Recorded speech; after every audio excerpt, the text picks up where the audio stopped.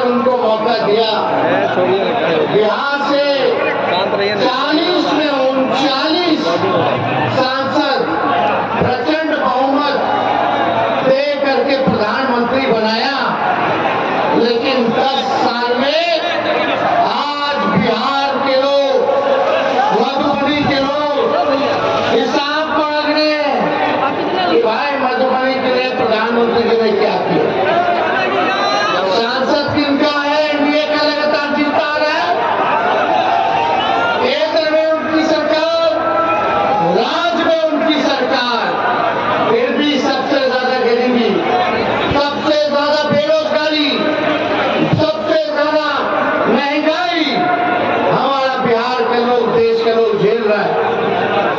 मधुबनी के इलाके में क्या मोदी जी ने कोई कारखाना लगाया, कोई पढ़ाई रोका, कोई काम जो है इन्होंने नहीं किया।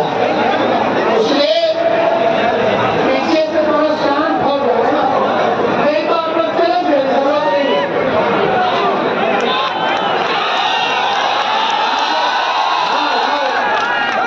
क्या बेगेरा हाँ हाँ करता है, कोई मतलब नहीं, सुनना नहीं है।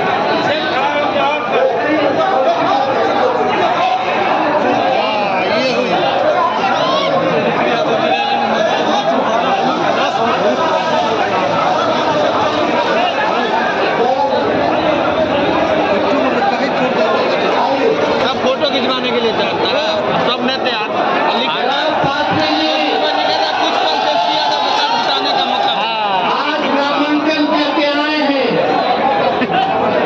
लालू जी ने वाजपेयी जी के हाथ में मधुबनी से लालटेन थमाया, और आज हम आप लोगों से अपील करने आए कि भारी संख्या में इनको मतदान करके मेंबर ऑफ पार्लियामेंट बनाने का काम करें। ठीक है। और दरभंगा की जनता से अपील है कि ललित यादव जी को दरभंगा से सांसद बनाने का काम करें। झंझारपुर से हमारे सुमन सेन जी खड़े हैं, सुपौल से चौपाल जी खड़े हैं।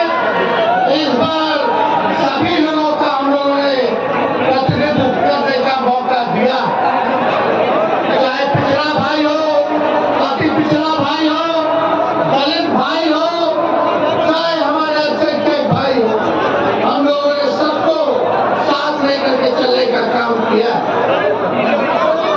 हम यही बोल रहे थे कि मोदी जी ने मधुबनी के लिए क्या किया है।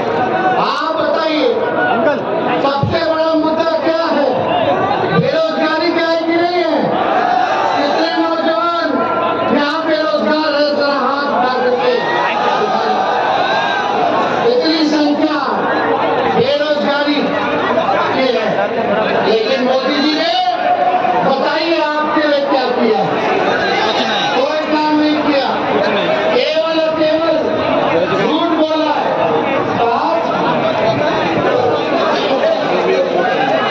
सुनाएगा उसका, मोदी का पूरा सुनाएगा।